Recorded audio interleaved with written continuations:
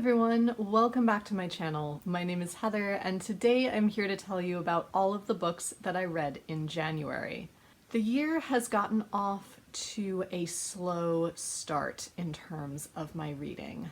I think I've pretty much been in one of my larger reading slumps since the beginning of the year. Digital books and audiobooks have been saving my butt in terms of my reading goals.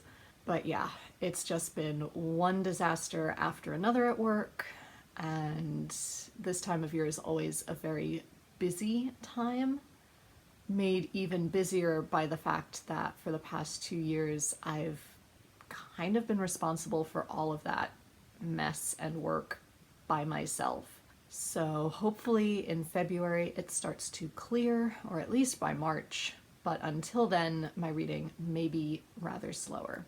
So first, let's start with the physical books that I read. I finished 3 physical books in January. The first was A Single Thread by Tracy Chevalier, which I have mixed feelings about, and I'll tell you why in a moment.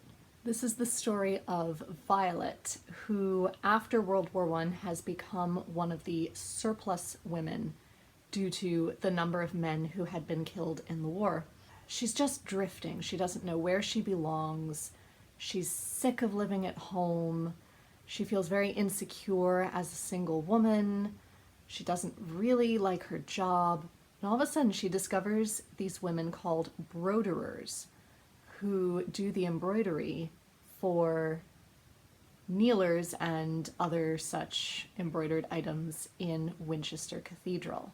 And she becomes fascinated by it. It's an escape for her. And she slowly starts to discover who she is and her place in the world. It's beautifully written. I did not expect this book to take the kinds of turns that it did, but I really liked most of them. There was one incident that I felt like came out of nowhere and was slightly unnecessary. And so I loved it for those reasons. On the other hand, it did amplify my own fears about still being single in my 30s, and my anxiety has been getting the best of me this month anyway. So I think it was a very good book, it just wasn't right for me right now. I then read The Belle of Belgrave Square by Mimi Matthews, which is the second book in her Bells of London series. These are historical romance novels set in the Victorian era, and like Evie Dunmore's novels, they follow a group of friends, and each novel focuses on one of those 4 friends.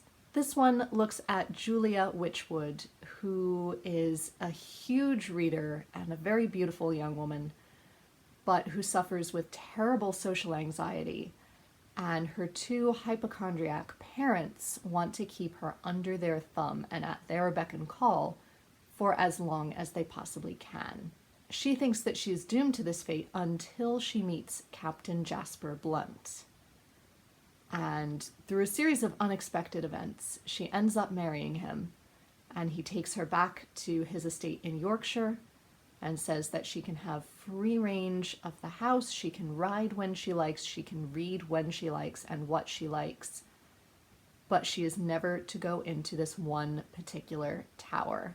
I loved its play on Beauty and the Beast in many ways, and I especially loved that the book acknowledges how much it's playing on Beauty and the Beast. I just fell in love with these characters. They're very light books, but they are just the warmest hug for me. I really, really love them.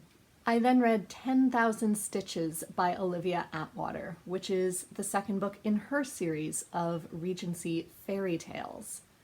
So again, historical romances, but with a slightly different focus.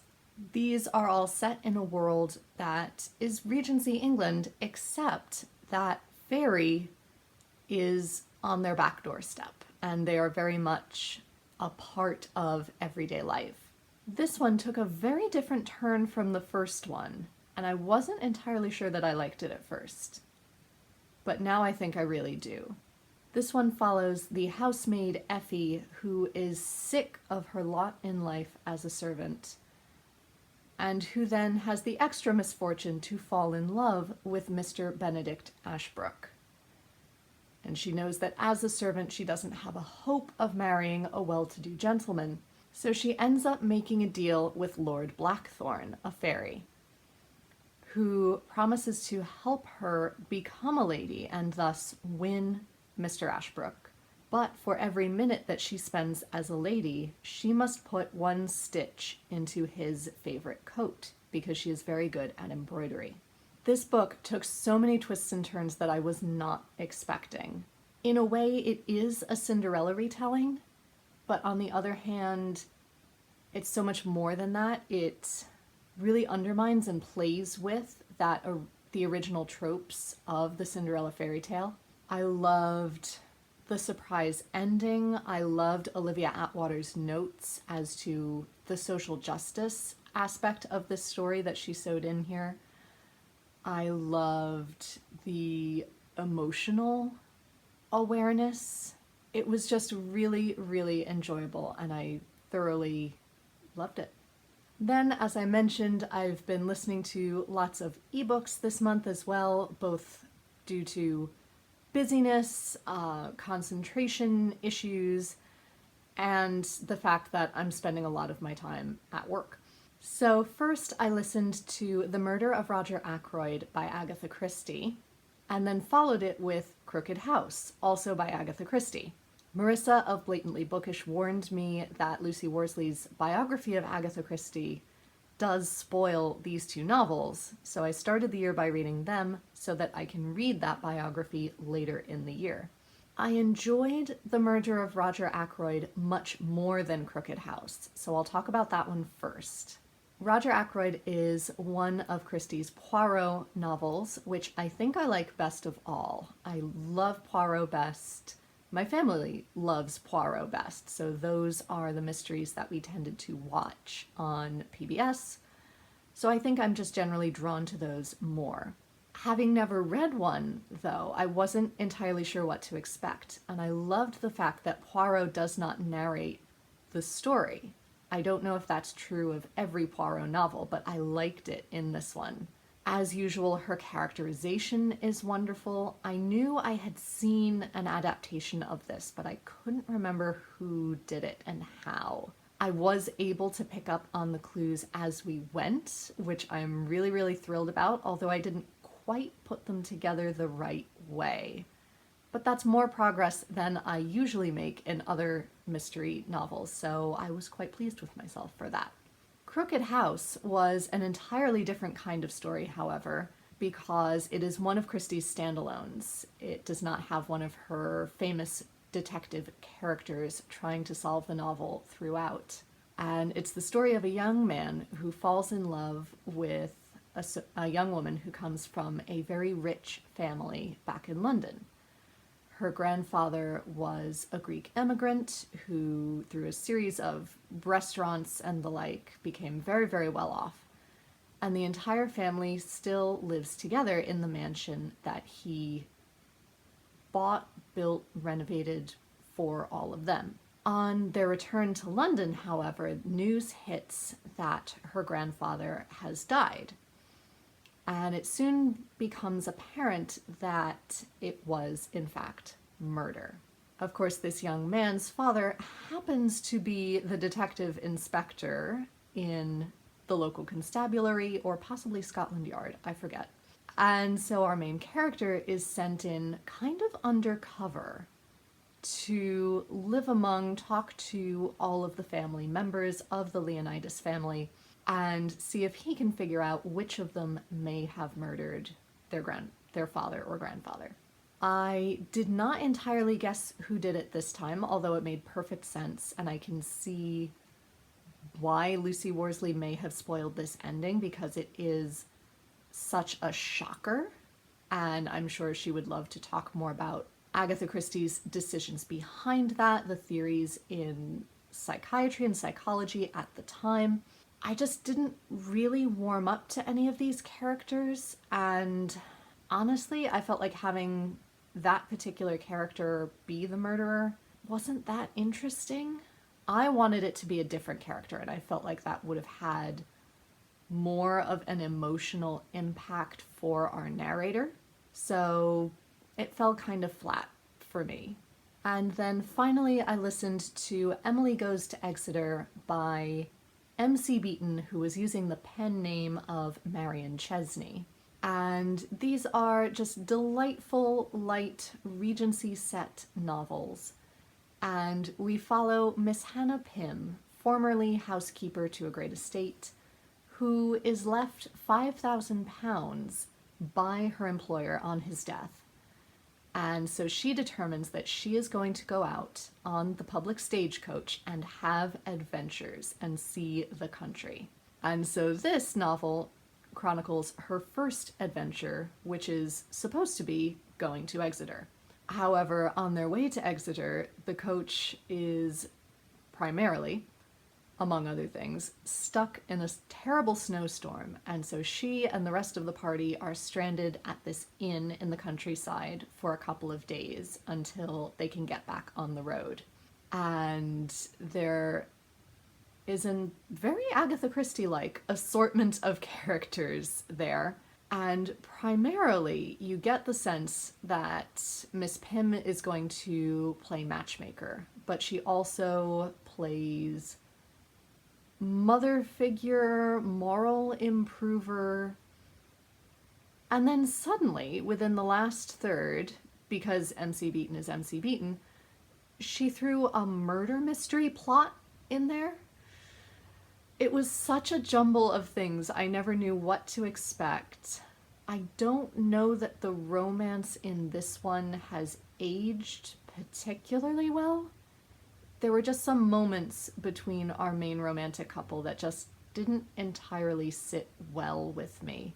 But it was quite fun and light and enjoyable, which is definitely what I needed in this last half of the month. So I'll bear this in mind, and I may listen to some of the others in this series further on down the line to see how they turn out. Then I had one ebook arc this month, and that was The Marriage Season by Jane Dunn. This is another Regency romance by an author who my mother very much admires for her nonfiction, so I was intrigued to see what her fiction was going to be like. This is the story of two sisters, the older of whom has been widowed quite young, and she has a young son who I thought was 5, but upon reflection he may only be about 2 or 3. And her younger sister, who is still unmarried, and they live together in this mansion and are doing quite well, but eventually manage to fall in with the 2 men in the neighboring manor, who are both brothers.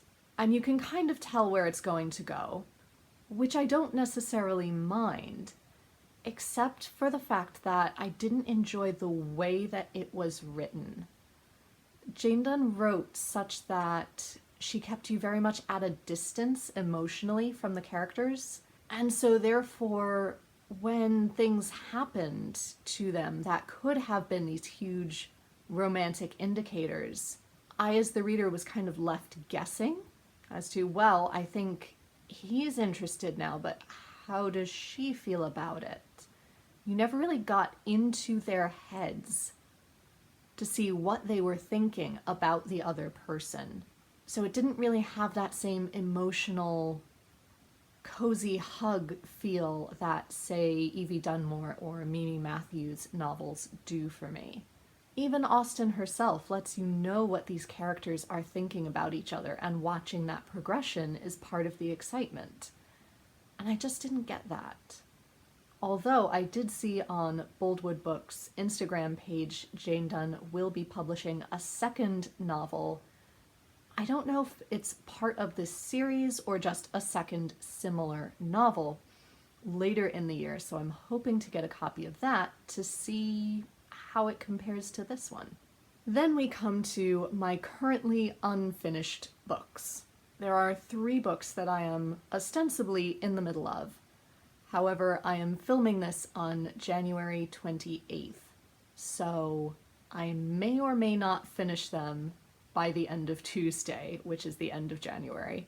But those books are, first of all, The Windsor Not by S.J. Bennett. This is my current audiobook read, and I am enjoying it so far. I am less than 10% in, so I can't say too much more than that at present.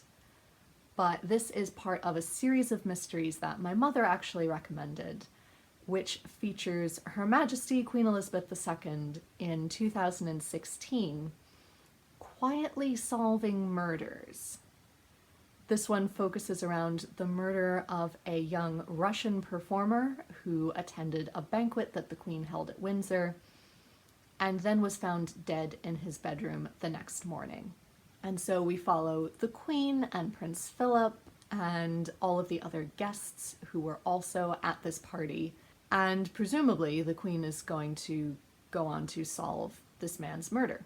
I haven't really gotten to that part yet. We've only just passed the setup point.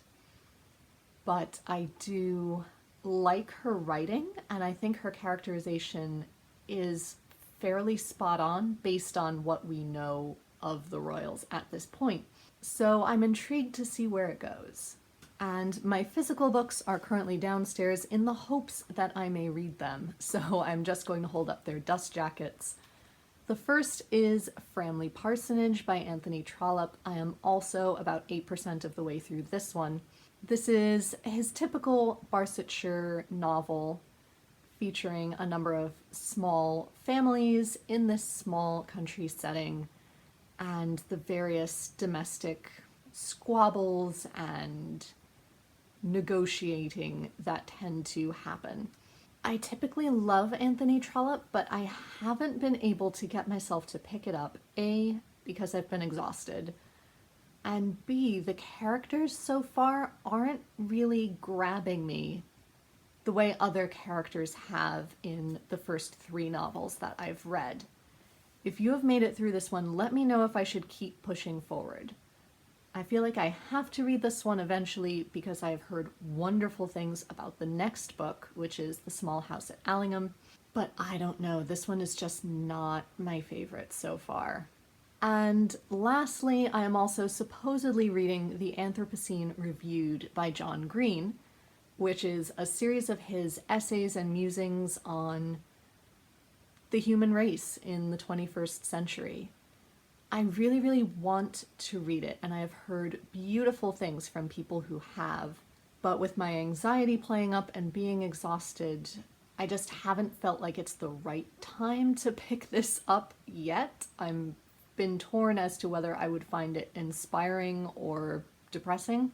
So I do want to read this eventually. I just don't know that it's going to happen before the end of January.